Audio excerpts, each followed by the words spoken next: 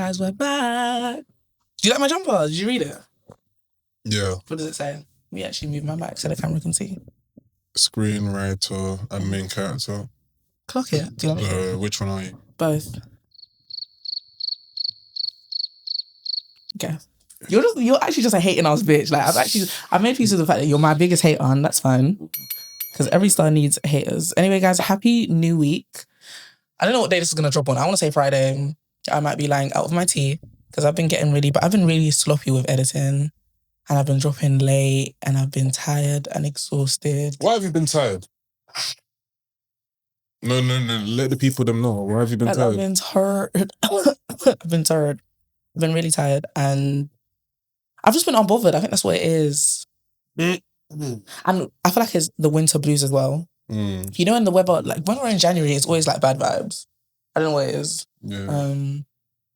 But you know, I'm gonna stay on my A game for you guys because I do this for the people. Happy New Week. This is probably gonna drop. I want to say Friday. It might not drop on Friday, but that would be Valentine's Day. So if you guys are watching this on Friday, no, it's Friday Valentine's Day. Why are you rolling your eyes? I'm not rolling my eyes. Okay, whatever. Bro. It's Friday Valentine's Day. Yeah. If you're watching this on Friday, happy Valentine's Day, guys. I hope you're having a ball. I will actually be in Manchester. I've got a mentoring session up there, so I've got a few clients I need to see. What about you? What are you going to be doing on Friday, girl? And don't say you're just going to be at home, because I won't even know where you are because I don't have your location anymore. I'm going to be at home. So he says. Yeah. Anyway, guys, this episode, I'm actually really excited for this episode because I think I'm going to title this episode Remembering Tami. So this is going to be an episode predominantly dedicated to my sister. If you don't know it already, my sister passed away April last year. So it's been a while. It was almost a year. She was murdered in America. And it was her birthday on Thursday. And that was really nice. We went to the cemetery. We went out for dinner. And then a few of her friends came back here. You know, we chilled. We told stories. But it's really strange. It didn't feel like a hard week for me. Why would you say that? There wasn't a lot of tears, but I feel like that's like my body does that. Like, so when I'm supposed to cry the most, I don't. But like when it's like a random quiet day, that's when everything just starts coming out. Which I think is strange. I feel like because I've conditioned myself to stop crying in front of people because I think it's really disgusting and ugly. No, I feel like naturally if the way you feel like right. I see like suppression. I feel like a lot of people suppress. Like even myself, I can be honest and say like, yeah, obviously you suppress a lot of things in it, but if that's how you're feeling at the moment, just let yourself feel. Literally. But it's like the way I'm behaving, I feel like I'm behaving like a man. Like, because you know, you guys don't cry. You guys don't get upset. Like when you guys are struggling, you tend not to contact people because you just think, oh, like I'm alpha male, I can deal with it myself. I'm a lady. I'm not supposed to be doing that. But hey, who knows? Maybe I'll actually go to therapy. I actually said to myself this weekend, after that situation happened on Friday, I can't tell them. I don't want to tell you guys what I did. I did something so raz. You need to be guided, bro. Guys, I did something so raz on Friday and genuinely, I feel sick. You should be vomiting right now. You should be slapping yourself across the face. Anyway, guys, I feel sick because it's like, so I'm very like ladylike, I like to think. That's mad. That's mad. Guys, he just rolled his eyes. I like to say I'm very ladylike. Do you get what I mean? Like, I like to behave like a woman. I don't like to make rash decisions.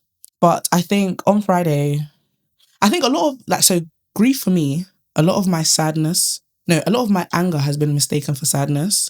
So I feel like losing my sister just made me angry at the world. I feel like I'm just, right now I'm just a bitch. You know how people I've fallen out with since my sister passed? And it's over tiny things. But I feel like I'm in such a mindset where it's like, if I've lost someone like my sister, I don't care who I lose. Do you get what I mean? It's like, I can lose anyone. I could lose a family, like a distant family member tomorrow. I wouldn't care because it's like, I've lost one of the most important people in my life.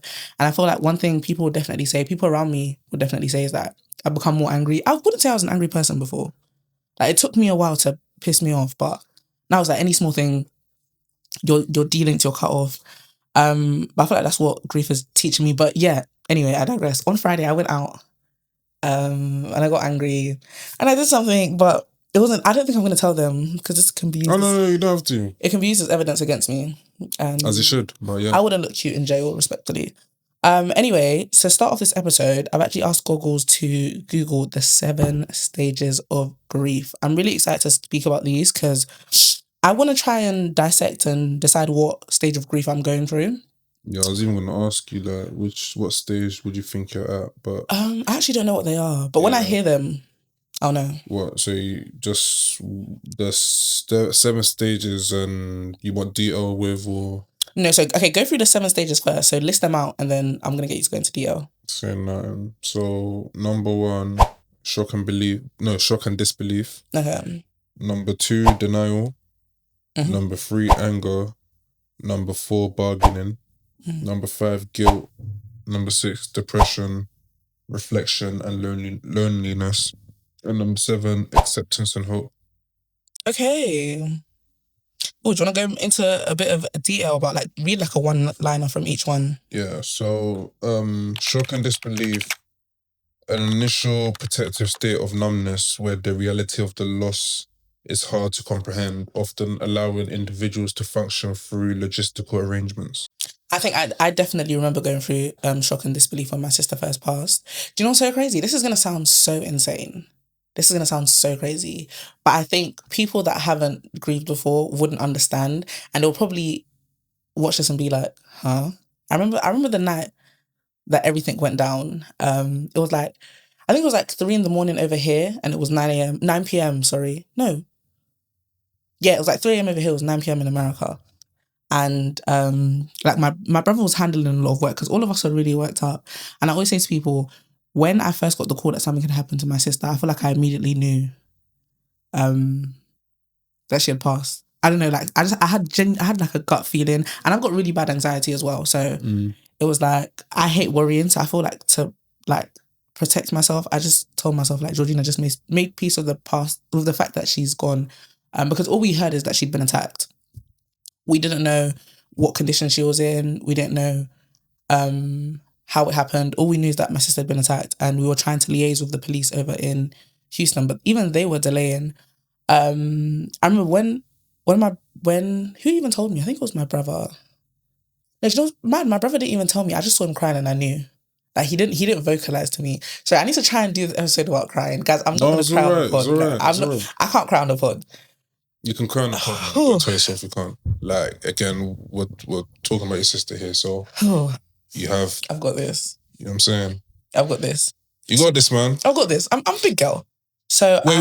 Where's even the tissues just in case? Bro, you know what I'm saying? I don't know. I didn't bring tissues.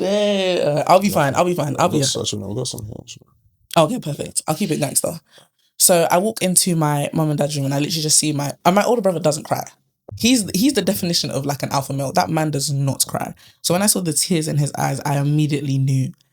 And I think I went upstairs to my room. So you can imagine how the house was everyone was crying, wailing. There was so much noise. Of course, my mum was losing it the most. She was screaming. I blocked out all the noise. I literally went to my room and I started scrolling on TikTok. Do you get what I mean? Whenever I tell people that, they're like, what? And it's in that moment in time, I needed some sort of distraction. I needed normality. I needed stability because I already knew how life was going to be moving forward. I went up to my room and I started scrolling on TikTok. And I was trying to convince myself, Georgina, you're dreaming. This isn't happening. The first thing I did, I scrolled on TikTok. And I think no one got any sleep that night, naturally. We were all awake. And I think when I went downstairs into the kitchen, that's when I finally broke down. I remember just standing in the kitchen, facing my fridge, and I just started crying. I let it all out. And then after that, I was like, let me actually keep it gangster. Because naturally, when you lose a sibling, you have to be there for your parents. Because don't get me wrong, I'm hurt, but I will never understand how my parents feel. Because I lost my older sister, but they lost their daughter. So it's what they're going through is insane. But yeah, I feel that was the disbelief, me going on my phone and scrolling on TikTok. I was just numb. I was paralyzed with numbness. And it's until I went to the kitchen and I broke down, that's when I was okay, this is real and this is happening. What did you say the next one was? Denial. So the refusal to accept the loss, serving as a coping mechanism to manage immediate overwhelming pain. So I think you going on TikTok was kind of like, I think you said obviously you kind of accepted it, but it's kind of like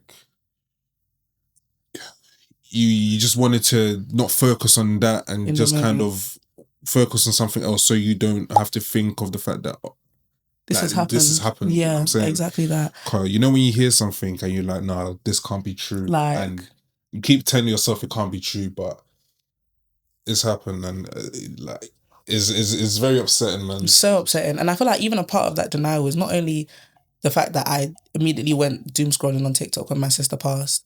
For a very long time. So the weeks after that, obviously there was people in my house, like the house was packed.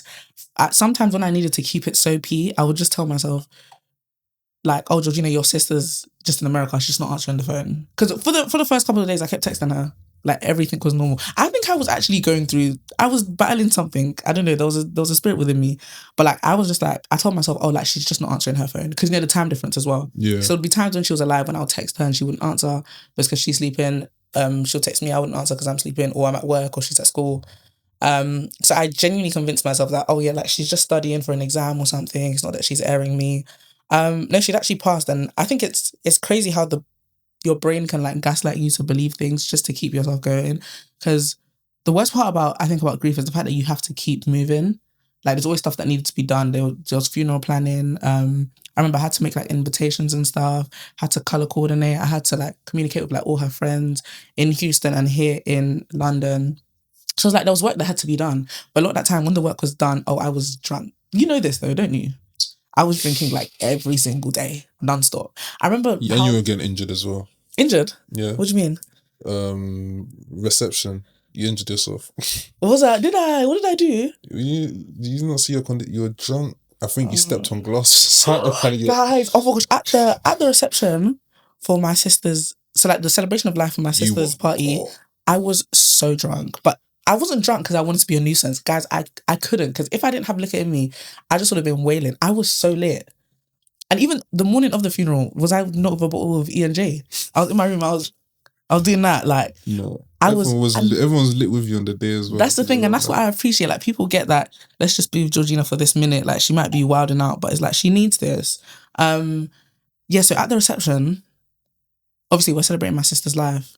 I fall down the stairs. That's how I broke my toe. I think I might even insert the picture. If I can find the picture, I'll put it up. Oh man, because I remember I just come into the venue now and I've just seen like bare guys around you. I'm thinking, what's going on? You're just there, like you're gone. Your lights out. It was actually dark. Like I was so drunk. I started drinking from like 7 a.m. like 7 in the morning. I must have tripped down the stairs and I split my toenail open. When the fun stops, stop. But like again, that was another coping mechanism. So yeah, what's the next one?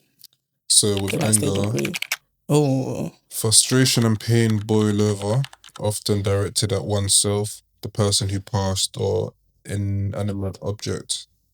I think with anger, I feel like I'm still in that. But I feel like I'll always be in that. Like I feel like I've got every right to be angry at the whole world right now. Since my sister passed, I've just always been angry. And you feel?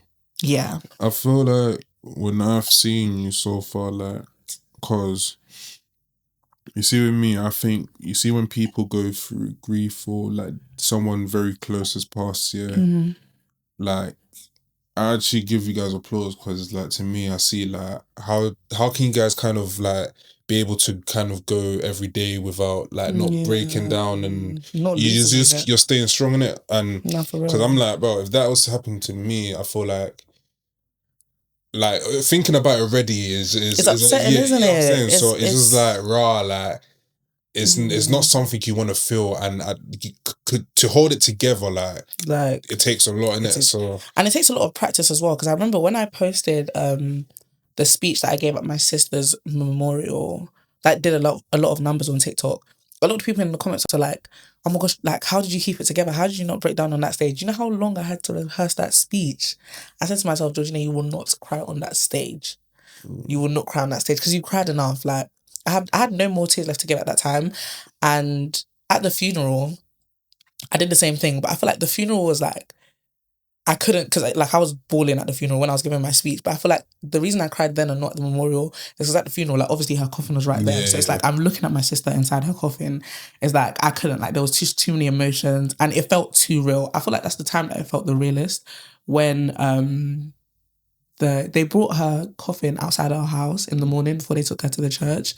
Yeah. And when I saw her pink coffin inside like the little chariot, it was just like, I just went straight upstairs to my bathroom and I messed up my makeup. I started bawling because that's when it feels so real, especially because I didn't spend any of her last days with her because obviously she's lived in America for like 3-4 years now. Yeah.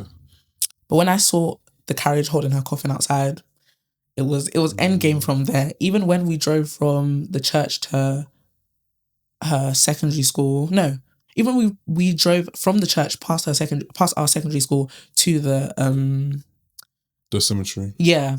Because I was in the car behind her, and I'm literally I'm looking at it, and I'm like, "There's no way my sister is inside there." Like, there was definitely still a bit of denial, but I made a lot of peace with it in that moment. And I feel like from then, whenever I didn't have alcohol in my system, even when I had alcohol self, I was angry. I was angry at everyone. I think that's why I did what I did on Friday, because I was so angry. And this week was her birthday, and I didn't cry this whole week. And I feel like I had to get my frustration out. And I saw that stupid idiot, and let me keep it V. But I was gonna say, do you not feel like, you see, when you speak of happy memories of your sister, you think of the good memories that you've had, like that could, would you not say that kind of keeps you going? For sure. Just like, for sure. I think definitely keeps me going. I wouldn't say it keeps me happy, but it keeps me going because I remind myself that I'm not doing this for me now. Because like I've said this a lot, but I feel like I have to live for myself and my sister now, especially being the only daughter. It's like everything I do, I'm trying to do it so it's like we both get the recognition at the end of the day. And when I think about certain conversations we've had in the past, and so many of the good times, especially in secondary school, I feel like that was our peak. Having an older sister in secondary school was just always fun. Like you have someone to look up to, and you always had someone to handle your issues. You guys were together from the jump from primary, man. Do you get what I mean? Yeah. And even small things like, she taught me how to do my makeup. And when we were doing 2016 makeup, that's the makeup she taught me. She taught me how to glue a wig down. She taught me how to make a wig. All my music, all my influence, it came from my sister. Like, genuinely, I wouldn't be the woman I am today if not for my sister. Like, she's crafted a lot of me. That was second mum Z. You know what I'm saying? That was your second mum, isn't it? Do you get what I mean? And they always say that the oldest daughter is the second mum. Like, she was actually like a second mum to me. And I'm really grateful. I feel like a lot of my personality has come from her. She literally crafted me into the woman I am today. Even though, of course, siblings have their ups and downs, but with my sister, it was always like, that's like... No matter what, like... Do you get what I mean? That's your blood. That's mine, like, where we came here together, we lived our whole lives together. And I'm forever grateful. And I feel like she knows that. But yeah, what's the next one? So the next one, we have bargaining. So, an attempt to regain control or reverse the loss by promising changes or seeking what-if scenarios. I always used to, oh my gosh, this is going to sound so dark. I feel like a lot of this I'm going to say while I'm smiling, because guys, if I didn't smile, I'm going to start sobbing, and I don't like crying on camera. I remember for the first couple of weeks, I kept saying to God, take me instead. And I think that's really common. I've spoken to quite a few people. I actually have a friend, he lost his younger brother. So we had a lot of conversations when my sister first passed. He was actually really helpful.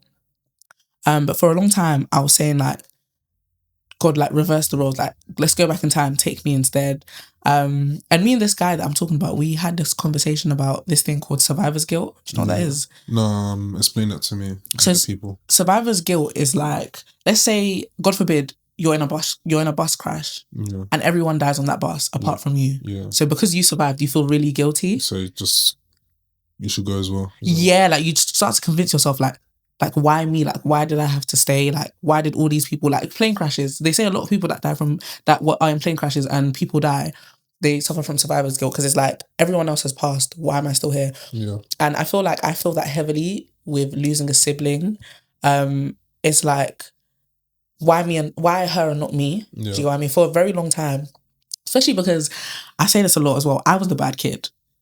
Even though like none of us were really bad, I feel like my parents did a great job raising us, but I feel like out of everyone, I was the bad one. I was the one that was never coming home on time. I was going missing. You've seen all the tattoos on my body. I started getting tattoos when I was 14. Piercings, getting in trouble at school.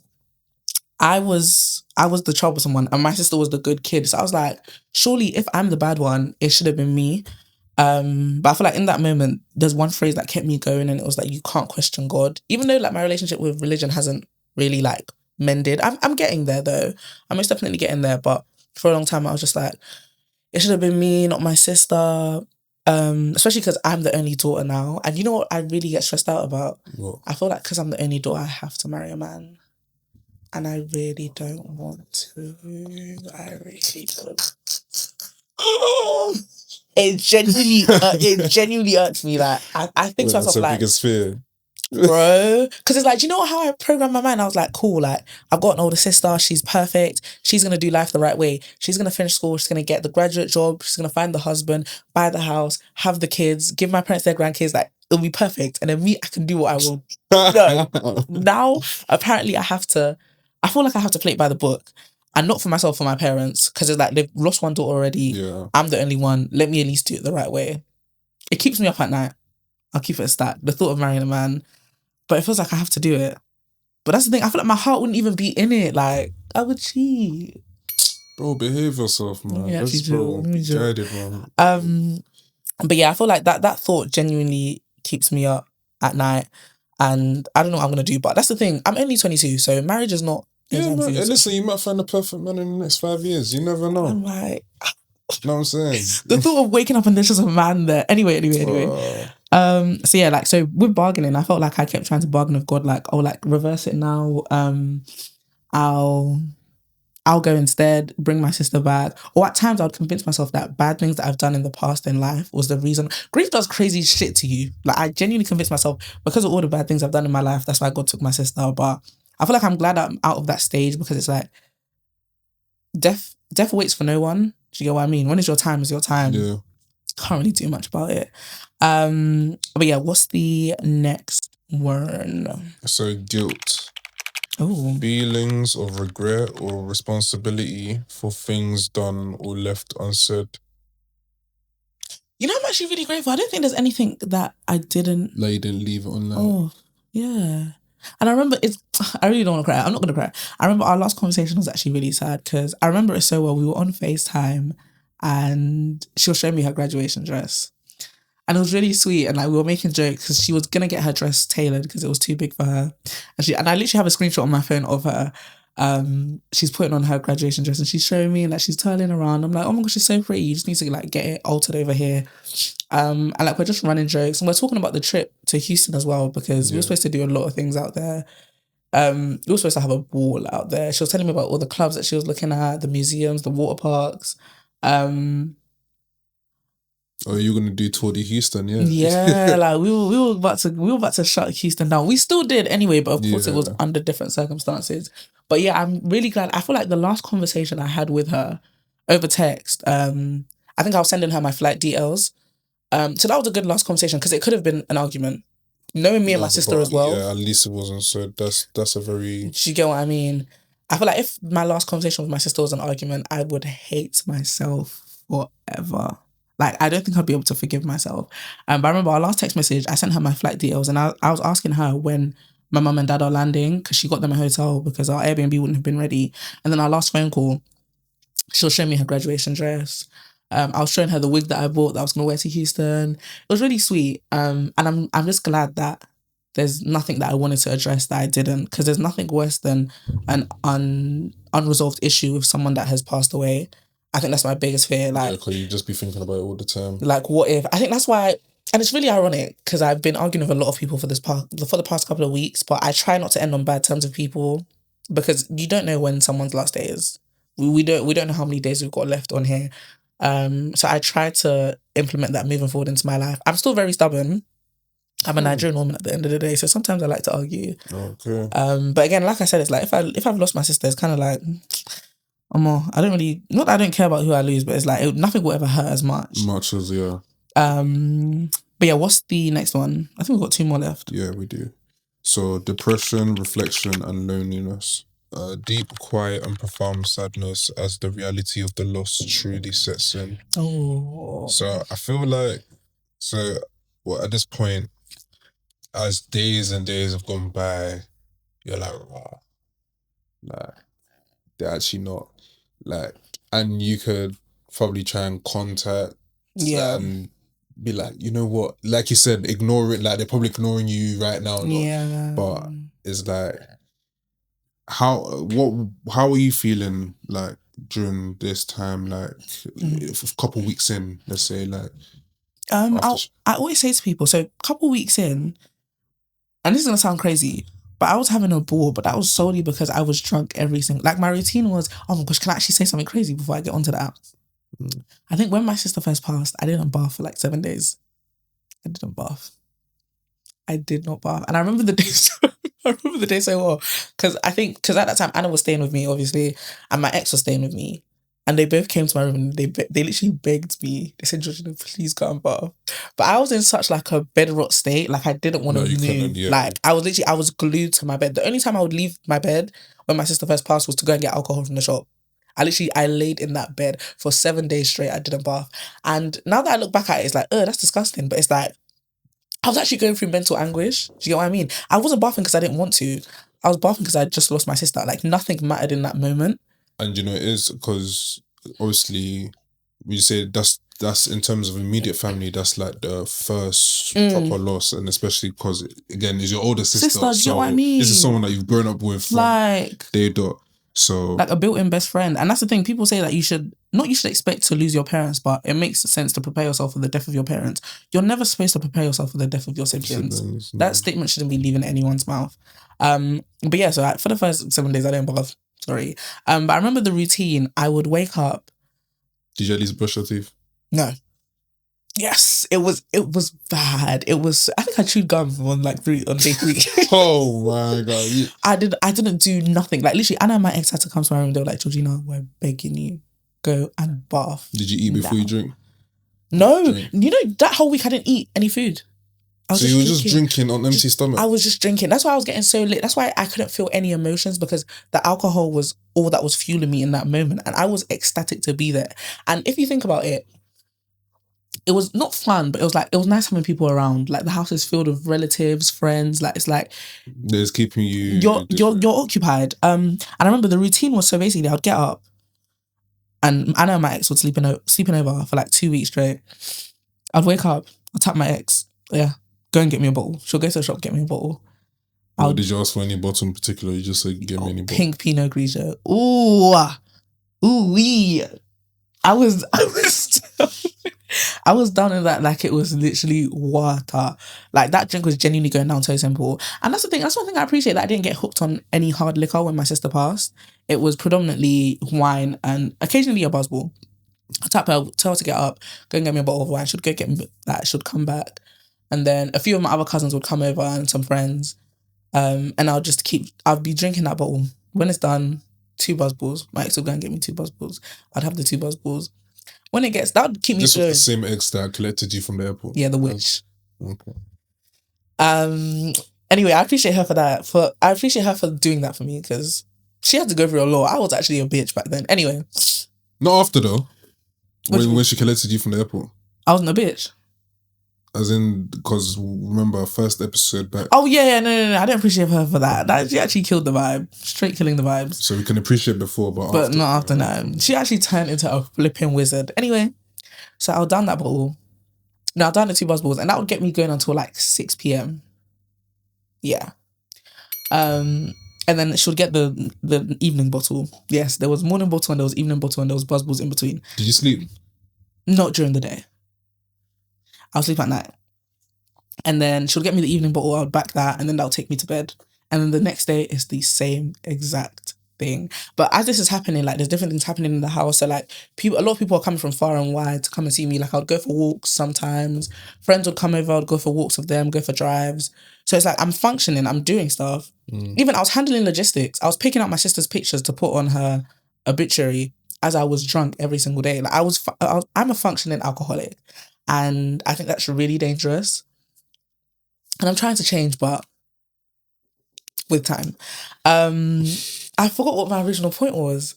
I was going off. And I was talking about something as well. So yeah, you went 7 days. Yes, I remember what I was saying. So So yeah, so after that routine, like it's fun. Like people are coming into the house, we're doing different substances. Not gonna specify what we're doing. I'm genuinely having a ball. The day that people stopped coming to the house, oh my gosh. The silence that filled this house was scary. Because you're so used to having everyone, like my mum would be downstairs in her room, or she'll be up in the spare room. And she'll be in there with like some of her friends from church. My dad would be downstairs with some of his friends. My brothers would be here, my cousins, they'll be all in the front garden. I'll be in my room with my ex and my friends. Like there was noise, there was always something happening. Yeah. People are keeping you occupied, you're doing something. After the funeral, after we put my sister to rest and people stopped coming to the house, and don't get me wrong, I'm not angry. Because life goes on. People have to continue with their lives. I don't expect people to sit in my house and like pander to me and like make sure I'm okay and like tend to me. Life, even though you lose someone, life unfortunately keeps moving. So when people stopped coming to the house and it was just me and my thoughts, it was like genuinely, it was painful. I think that's when the depression started. The depression definitely didn't start when my sister first passed. When it was like, I think we buried her in June. Probably like the first week of July, that's when people stopped coming. July was rough because there was no one here. And occasionally people would come like once a week or something. But when you're used to having literally probably like 20 people in your house a day to having just me, my mum and my dad, it was scary. It was genuinely terrifying. Yeah, you had to kind of readjust back to normality, because this is our normal now. Even though it's never normal without my sister here, this is our new normal. I think that's when the depression really hit. And like I've said plenty of times, I really struggle to tell people when I'm struggling. So my way of contacting someone to let them know I'm struggling, I'll text them and be like, oh hey, do you want to go get a drink? I'll never text someone and be like, hey, like I'm having a really hard time right now, like I need some help. I feel like I'll probably say that to Anna, but no, not to anyone else. I'll be like, hey, do you want to go drink? Hey, do you want to go and drink? Yeah, let's go and drink. Guys, I think I've got a drinking... Anyway, I don't want to address... Guys, I'm going to go to therapy. I swear down I'm going to go to therapy. Like, therapy is actually in my 2026 thing. But yeah, what's the last one? Acceptance and hope. Acceptance and hope. Mm-hmm. Acknowledging the new reality and learning to live with the loss, integrating it into life with a sense of forward-looking hope. I don't think I've hit that stage yet. You don't think so? There's no hope. No, I'm joking. It's not like there's no hope. Acceptance, have you... Yeah. I think I've accepted it. Yeah. I've got no choice but to accept it. Of course, if I could have it my way, I'd bring my sister back. But I feel like I don't remember the moment that I accepted it, but I feel like right now I'm confident in saying that I've accepted that my sister's passed and like I can't go back in time. I was gonna say, like, doesn't it feel weird because like, yeah, but at the same time you might think to yourself like, oh, like, no, it still can't be. Yeah, I think there's definitely days where it gets like that. So like sometimes when I'm driving to the cemetery and like I'll be driving to the cemetery, I'll be blasting music, I'm having a ball. The minute I hit the cemetery, it's just like, damn, like I'm in, like, to visit my sister now, I have to go to the cemetery. It's tough. It's really tough. And I feel like sometimes I don't accept it. It's just like I'm standing in front of a grave, but there's no one in there. But in reality, my sister's in there. I feel like sometimes my brain just tries to tell me that, no, Georgina, she's not in there. She's just in Houston. She's still studying. Yeah, the hope part, I don't know. I don't know what hope is supposed to look like. Because there's no reality that's better than the reality where my sister's still here. Do you know what I mean? Like there's nothing that would make the situation... The only great outcome that could come from this situation is if like someone was able to raise my sister back to life. And obviously that can't happen because we're not miracle workers. But I would like to feel hopeful one day. I just don't know what that looks like per se. Yeah. But yeah, as for what stage I'm in right now, I actually don't know. I feel like I'm definitely still in a bit of anger. I've been so irritable recently. But that's maybe just because I'm a bitch anyway. I want to say...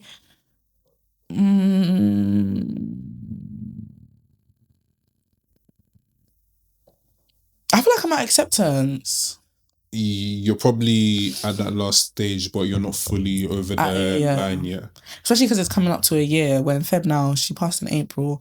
I feel like acceptance is slowly creeping in. I feel like the most time I spent was in anger and bargaining. I remember like every morning I'd wake up even if I wasn't praying, it was like I'd say something to God. I'd be like, bro, please reverse this. Like, please, bro. I actually devote my life to you. You see, but it don't work like that. You see. I think I was I was up here and I watched your Instagram story. I was like, why are you posting your sister bears? Like it's once in a while you probably post about. I was thinking like you've posted what's happened, and then now I've seen on TikTok and whatever. Like I was like, no way. Like I couldn't even believe it myself. Innit? Like obviously. But we all went to the same primary school, innit? So obviously I knew all the sis, and like I said, I had a picture of us at school council together, innit? But I was like, yo, like there's it didn't like feel real. You know what I'm saying? And it's just like, and obviously like you said, she was in America for like 4 years, I think. 3-4 years, innit? So not that you're not seeing her as much as you were when she was going to school here. She'll come back occasionally, So it's just like, I remember when I dropped that picture on Insta, and I feel like the reason why I dropped it so quick is because I didn't want, you know how the internet is, because Shade Bar ended up posting about it. Yeah, I didn't want the blogs to get there first before you. So I feel like as her young sister, I had to make, especially because I'm the most like social media savvy out of my family. Yeah, I had to make an official statement, and even dropping that picture, like my phone was blowing up. Like people were ringing me. They were like, "This can't be true." I just looked at my phone, I was just like, yeah. I feel like a lot of people say I was very nonchalant when my sister first died, but it's because I just don't like crying in front of people. I think it's really ugly. And I don't know, I feel like I'm very like logical. So in my head, it's like, Georgina, if you cry in front of these people, how would that help the situation? Just like keep it stepping, like do something productive. No, but obviously, again, because that all comes with suppressing your feelings. And then obviously, it's just going to build up and build up and build up and build up. But even at the memorial as well, like that, the whole service, it was just, I was upstairs and I was like, this can't be, isn't like, it? It's like, not. It was so surreal. And it was just like seeing you, your brothers, your mum and your dad, and it's just like, bro, she was literally about to graduate. And I was watching the videos, and I was just like, nah, like it's actually sad. Like it's very sad. Like that was, I feel like if I had to equate the word heartbreak to something, heartbreak was losing my sister. I've never felt any other pain. Of course, like I've cried over relationships. But it's not gonna be the same. This pain, if this pain is ever replicated in my life, guys, take me out. I'm begging you. Because the pain I felt when my sister passed, no one in this life can ever make me feel that pain. Ever. And whenever I think about such small silly situations I've cried over, I literally think to myself, it's like, Georgina, bro, you lost your older sister. She was 23. It's like nothing hurts as much as that. And yeah, like even things like at the, I don't know if did you come to the burial ground after the church service? No, I came after, to the reception. Yeah. So even at the burial ground when they were lowering her in. Actually, no. I came just at the end, so I think everyone's walked out. Yeah, and I've just come as everyone's dropping flowers. So you would have seen I wasn't there because when they put her in, and like my brother started shoveling, I picked up a shovel and I lost it. Like I don't know what happened. I think just the thought of like picking up dirt and just dropping it into my sister's grave. I couldn't do it. I literally dropped the shovel and I just started screaming and I just ran because it was like I felt like I was about to combust. That the emotion I was feeling in that moment, I'll never forget that. It was too much, I know. And I would hate, even like my worst enemy, I would not wish it upon them. Like that pain genuinely needs to be studied. And I'm so very grateful that I didn't run mad. Oh my gosh, even I wanted to speak about, so those are the 7 stages of grief. Yeah. I personally think there's a 8th stage of grief. Psychosis. Going mad. And I throw this word around a lot. Genuinely, I think I was going mad when my sister first passed away. But you know, it is, I wouldn't even, I think that's understandable. You know, it is as well, because as it is this as well, if I lose someone that's very important to me, like say, for example, my parents, my brother, I feel like, really and truly, I feel like I could potentially run mad. And it's because, especially with what I've been through, and it's like, there's not something I'm trying to think about. And if it just happens just like that, it's like, yo, Like I don't give a toss about anything. Anything. Yo, I actually went through like psychosis. Like I was in. Mind you, I don't smoke weed. Guys, I don't smoke. I was in. I don't know. It wasn't weed induced. It was something psychosis. There was something troubling my spirit when my sister first passed. I don't think you need to be on any. Like it's just something just emotion. within you. Yeah. It's like you're activated. You're like different. You're on smoke. Like genuinely, I was going through some sort of psychosis when my sister first passed, and the alcohol wasn't helping either. And I'm trying to think of like, I did really razz things when my sister first passed away. You know, someone could say hi to you, just give them one slap. Like, oh my gosh, how can I forget this story? I didn't tell you what happened. I think it was like it was 3 days before my sister's memorial. I didn't have an outfit because I just didn't care. Like I sorted out all the logistics for her. Yeah. Even I remember the funeral. I wasn't gonna go. I was on the phone to one of her friends in America, and I was actually telling him I don't know if I'm gonna go to the funeral because I thought to myself I can't do that to myself. Like I won't be able to hold it together. Even though I could for a minute while I was on stage, I couldn't when I was giving my speech. Would you not have felt regret if you didn't go? Yeah. So I'm glad I didn't end. But I was so content with not going to my sister's funeral because I was thinking, how am I burying my sister that's only 23? So for a long time I said I wasn't going to the funeral. So when it came to logistics about me and sorting out stuff for me, I didn't care. So it was 3 days before the memorial, and Anna was telling me, bro, we need to go to Westfield and find something for you to wear. Especially because there was a dress code. It was pink and white. Yeah. I had nothing to wear. We went into Westfield, and I think I was already angry that day. Like I was such an angry person when my sister first passed, and genuinely, I feel like I have to apologize to anyone that I was a bitch to when my sister first passed because I was just angry at the world. I wasn't. It's not personal. I feel like when you lose someone, like the anger that you feel, I'm not directing this towards you, but if you're in my peripheral, you might get it. But yeah, we're walking through Westfield. Yeah. And I don't even know how it went down, but like there's this man that's looking at me. You already know, I don't take a liking to men. So you literally got 5 seconds to act right. Don't do that. Guys, he's doing echoes. Don't do that. Like, I feel like my temper is predominantly for men. I've always got time to be angry at a man.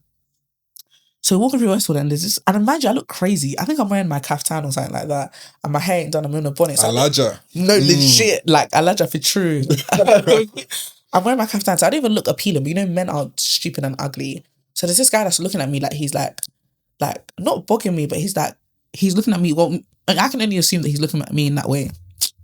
I think I was holding like a Zara bag. I just chucked it at his head. I was so flipping angry, and I started running towards him because I wanted to fight him. Yeah. Who was holding you back? I know. Oh. I suffered, and I'm just screaming at him, and I'm just shouting at him, and I think genuinely that was psychosis. Because men stare at people all the time when they go out, but in that moment I was so angry. You were ready. I was ready to go. Like I was so, and mind you, this wasn't a small man. He was 6'4", big, black, and I was ready to take him on. Are you on smoke still? I feel like things like that. Like I was just incredibly angry when my sister passed, and I was going through psychosis. Like I was seeing people I shouldn't have been seeing.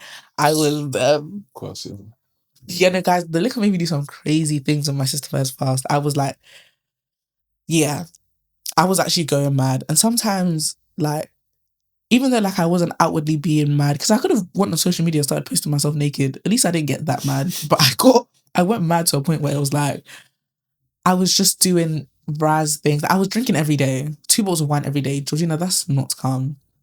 Don't do stuff like that. But yeah, before we move on, we're literally, how many minutes? We're 43 minutes in. I actually forgot to do an episode introduction. Guys, forgive me. We were 43 minutes in. Yeah, it says on the cameras. I didn't know that it says that there. 44 now. You see? Like where it says record. Right.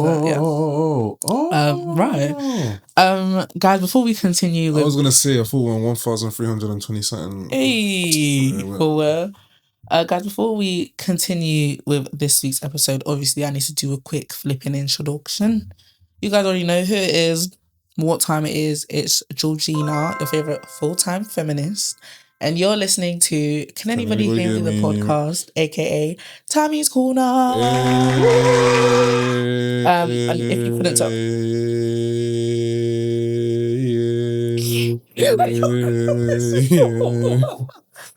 should join the BBC choir. You held that note for a minute. You got that. Hey, you see when I told guys I can rise this, you got that. Period, queen. But yeah, so if you can't tell, this is an episode dedicated to my beautiful sister. We celebrate her birthday on Thursday. She would have been 24. And yeah, this is all things grief, really. Another thing I wanted to speak about is things. I've actually wanted to speak about this for a long time. I wanted to speak about it on my personal TikTok, but I felt like I had to speak about it on the pod. Yeah. Let's go. It's titled "Things Not to Say to Someone When They're Grieving," because I think I've heard a few outlandish things while I've been grieving, and like sometimes I just look at people and it's like, why would you say that to me? But obviously I know it's never with bad intent. Like, because even me before, so for context, my sister's the first person like that's immediate to me that's passed away. I've never lost grandparents or like aunties or uncles. I didn't know my grandparents; they all passed before I could meet them. I think I was like 2 when my last grandparent died. So I've never. Wait, would aunties and uncles, would that be something that can affect you? I don't think so. Of course, I would be sad, but I think it's just my family dynamic. I'm not as close to my auntie. There's only one auntie I can think of that would really affect me if she passed. Nah, I hear it. Maybe not for yourself as well, but do you not feel like for my parents, innit? Yeah, no, I'll definitely feel sad for them. But me personally, I feel like I'll be able to function. Like, naturally, I'll take some days off work, but it wouldn't hurt as much as if it's like an immediate family member or your friend. Yeah. But yeah, so I've never lost anyone before. This is my first time losing someone. And even before my sister passed, if I saw someone that was grieving, I wouldn't know what to say, especially because I've never lost someone. So like, this is not a dig at anyone. I'm not angry for you. I'm not angry at you for saying this because I wouldn't even know what to say if someone lost someone. But now that I've lost someone, I feel like I would know what to say to people. To be honest, I remember actually, when I came to your house that one time and it was packed. I think I spoke to your older brother briefly actually. Okay. But I was even gonna go in, but Anna had to come out and she said obviously there was a lot of people inside, but I didn't want to obviously come and give my condolences and of course, obviously I knew you had a lot of people inside, so yeah, it was just like, let me just check on. Yeah, no, of course. But yeah, like I feel like words are. So, you know, one thing I really appreciate, which is really strange. I have this one cousin, Annabelle. I love her so much. Annabelle, if you're watching this, big up Annabelle. You have my heart. Annabelle would come to my house, and she would sit in my room with me in the dark, in silence, and it was beautiful. I think sometimes all a grieving person needs is silence, but someone while you're in silence. So literally, we would both be laying in my bed in the dark, close the curtains, switch off the lights. I'll be scrolling on TikTok. She'll be scrolling on TikTok. Maybe once in a while, one of us will speak up and say, "Are you okay?" And that's it. Like, she would literally just sit in my room in complete silence, and I thought it was so beautiful. And I really appreciate people like her because I feel like you have to reach a level of emotional intelligence to understand that when someone is grieving, you don't always have to say something. Sometimes it's the silence, sometimes it's the little things. So yeah, I feel like when I was grieving, a lot of the time I didn't want anyone to say anything to me, actually. Sometimes the silence was better, but I understand how people think they need to overcompensate and say something. Sometimes you don't need to say a damn thing. Especially if you don't know what to say, because you'd rather say nothing. I don't think you'd rather say, because it's like, but you don't want to seem like you don't care. Yeah, or like. But would you rather say nothing or say the wrong thing? That's what I'm thinking. I would say nothing. Yeah, if you had to pick between saying nothing and saying the wrong thing, I'd rather you say nothing to me. Or just walk on eggshells, or just go with the natural, like, I'm so sorry for your loss. That's it.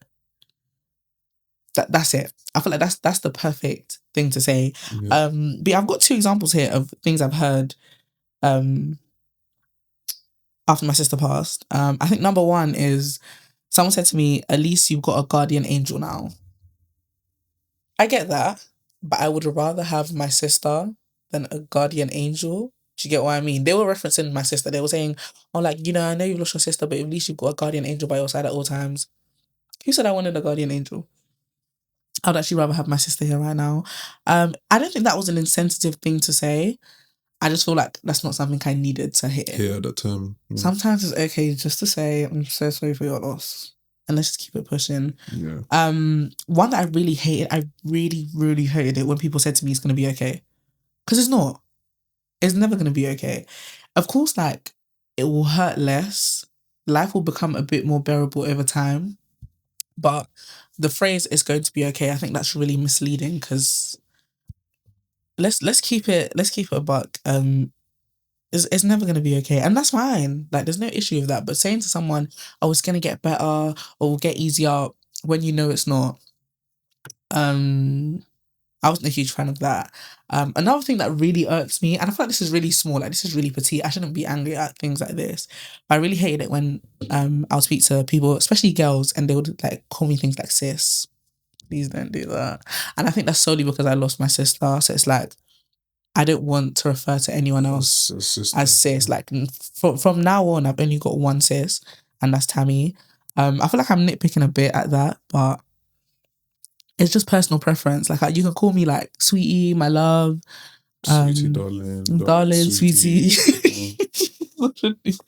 But just don't call me sis. I'm not a huge fan of that.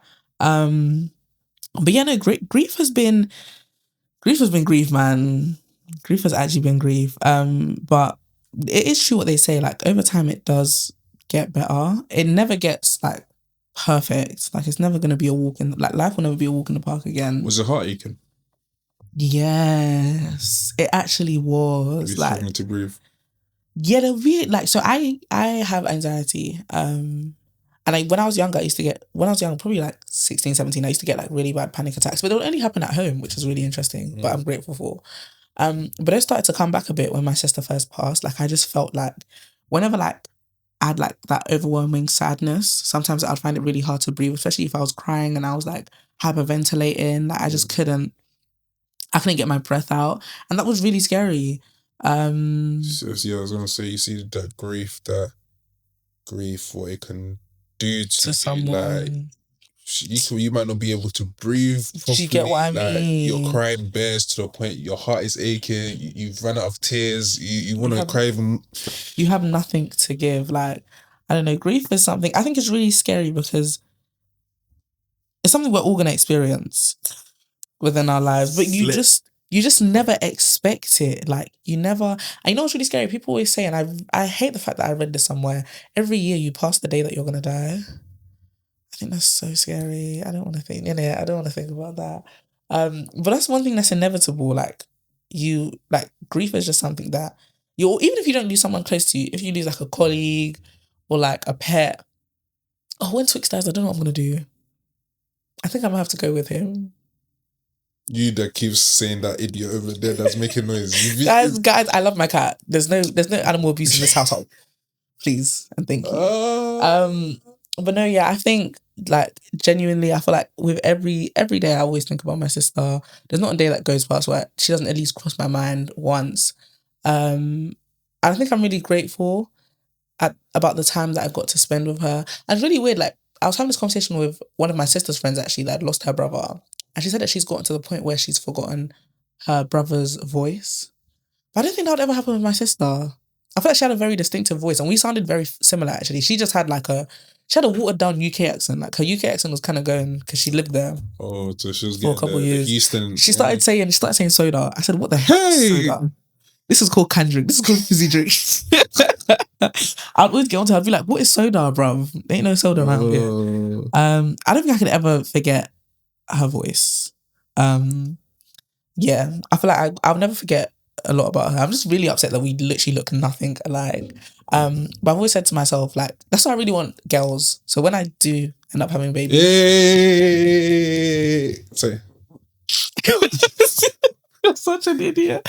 When I do end up having babies, which will not be anytime soon, I would really love to have a daughter. And even though it's very unlikely, I would love for her to look like my sister. My first daughter was gonna have my sister's name anyway. I was gonna name her Tami, as in Tammy, just to make it a bit different. Yeah, my first daughter, her name is already reserved with my sister's name. I'd love her to look like my sister. If she doesn't, it's not the end of the world. Question. But yeah. Calm. So guys, this is someone that's pushing 30. This guy's pushing 30 and he's singing If Gang Full Up. Right. But yeah, no. So give us like a few of like your best memories with your sister. Like funniest memories. Maybe you guys got caught stealing meat from the pot.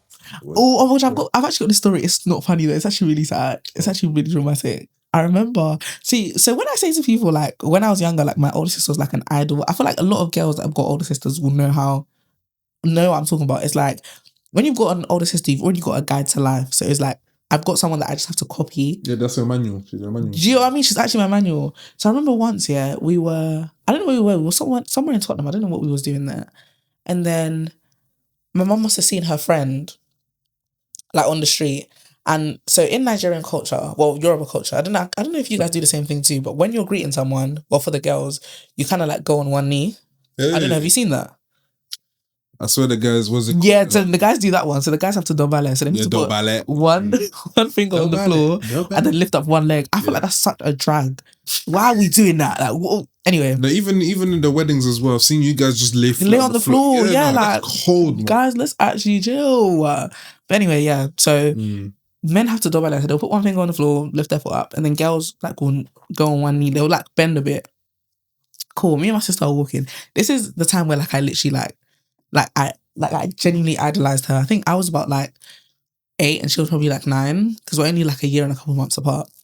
So my mum's seen her friend and my mum's talking to her. My mum turns to me and my sister and she's like, oh, so you guys don't know how to greet? I immediately look at my sister because it's like, whatever you do, I do. And my sister must have said something like, no, the floor's dirty. And then my mum looked and then my mum looked at me and I was like, yeah, the floor's dirty. I was just a yes man. I was actually just a yes man. We got home. She whipped the hell out. Like, she actually put a belt to us. She beat us up. No, she didn't. She didn't before child line see this. She didn't beat us. She just flogged us small. But genuinely, that was hilarious because when after that happened and we grew up, like we always used to speak about that memory and we were just like, we should have just greeted the woman. But mind you, it wasn't even my fault. It was my sister's fault. Main strip though, I hear it. Like, do you get what I mean? Like, no, she fought on the spot. Like, I give it to her still. Like, the floor's dirty. People will put saliva on the floor. They'll put their chewing gum on the floor. Like, dogs even peeing on the floor. You want me to? Do you get what I mean? Another really nice memory that I love, and this happened a lot in St. Francis. Whenever it was picture day, you know how the older sibling would go and pick up the youngest. Every year without fail, because obviously every school year you change your teachers. Every year without fail, whenever my sister came to pick me up for pictures, the teacher would always look at my sister and then look at me and be like, because we look nothing alike. Like, I feel like we look quite similar. I'm just yellow. I'm yellow and she was dark skinned, so it's like, it's literally like me and my brother. Like, yeah, like, are you picking up the right kid? Yeah, small things like that. Like, you think about the small things and it just makes you really happy. Me and my sister were bridesmaids a few times. Those experiences were always fun. I love being a bridesmaid. Did you guys also share a room together? Yeah, we actually shared this room. I don't know if I ever told you, but you know this box of a room, there was a bunk bed in here. Can't lie. You see bunk bed days? But it's dark. It's dark, but it's actually like, I'll look at it now, yeah. Even though I've got my own space now, having a bunk bed back in the day, but it was actually fair enough, innit? Like, it was like, I enjoyed it whilst it lasted, innit? But it was literally a bit fun, innit? You grew out of it after. Yeah. And I remember when we got the bunk bed, she said to me I had to go on the bottom because I was bigger. Oh, so I was at the bottom of the bunk bed because I was fat. I thought it would be like oldest at the bottom, youngest would be at the top. No. She wanted to be at the top because she was scared that I would crush her in the nighttime if the bed broke. Oh! Yeah, obviously, like, it's Tammy's world forever. You guys know that. We all know that. And until we meet again, I'm actually so proud of myself for not crying this episode. I was going to say, you didn't cry. I kept it peace. You know what I'm saying? But may her soul rest in perfect peace. And happy 24th birthday to my bitch. Oh my gosh, guys, I got a new car. What the hell? Hey. How can I forget to tell you guys? Guys, I got a new car. I got an Audi A1. Hey. A1 girlies, spam W's in the chat. I feel like an A1 is such a girly car. Alright, cool. Guys on TikTok here, if you're watching this, I hope this gets clipped in it. Obviously. I'm scared. She wants to name the new whippers, innit? Obviously, the previous one was called Betsy. Like Media's car, innit? So obviously, not too much on Betsy Boo. Your girl shoots, bro. So obviously, comment what the A1 should be called. I'm gonna put a picture of it. Yeah, boom. And then let's say what the one with the most likes, that's the new name for the car. Yeah. I wanna call her Snow White. She's a white car. She's so cute. I'll call her what's saying? I'll call her Cocaina. Yeah, Cocaina. Yeah. That's so raz and I was going to say something, but let me... No, land. Landy. Obviously, a football. You see my club? Who? Sorry to go off topic. But who's your club? So obviously, man's a United fan, you know what I'm saying? Yeah. Man's a United fan. You see, now my team is playing correct football. Yeah. So what were they playing before? No, football wasn't really good. We were losing a lot of games and drawing a lot of games. Yeah. But now that we've won 4 in a row. Oh, period. And what is this? The Premier League. Hey, Clark. So obviously, there's also a brother that supports Manchester United. Yeah, but he said United have to get 5 wins in a row for him to cut off his hair. So he's got like a big afro right now, basically. White guy, innit? He's got an afro. 5 wins. So 1 more win, he cuts his hair. He can finally find himself. Yeah. But if they lose, he's still gonna grow out his hair, innit? Oh really? But yeah, man. Blessed weekend. Watched some football. Made my week, man. Yeah, I'm telling you. So what was the last match? United. Guess who we played? Chelsea. Tottenham. Guys, we don't talk about fucking Tottenham. We don't Tottenham. The name Tottenham can't be mentioned in the studio. Oh, we played Tottenham. Fuck that fucking club. 2-0. Cost me a self-registry. If Tottenham FC are watching this, I need my bread. I have to be compensated. Listen, you know Tottenham's close to relegation. What does that mean? They're gonna go to the division below. Why? Are they that bad? Yeah. Oh man. So that guy that said, fuck him actually. Like everyone said in the court, he cold. He actually called us me. Stupid ugly man. Okay. I feel like we've been going for quite a while, man. I feel like we can sign out. Yeah, we can sign out. Hour and 9 minutes. With editing, it'll probably be an hour. But that's good enough for me because I don't even like editing too tough. Don't tell the people them that. Sorry, let me actually cut that out. It's even perfect. One of the cameras even went out. Okay, Goggles, do you want to go ahead and sign us out of the episode? Oh yeah, no. You know what? I feel like before we sign out, we got to end with a joke. I don't care, bro. I swear I don't care, bro.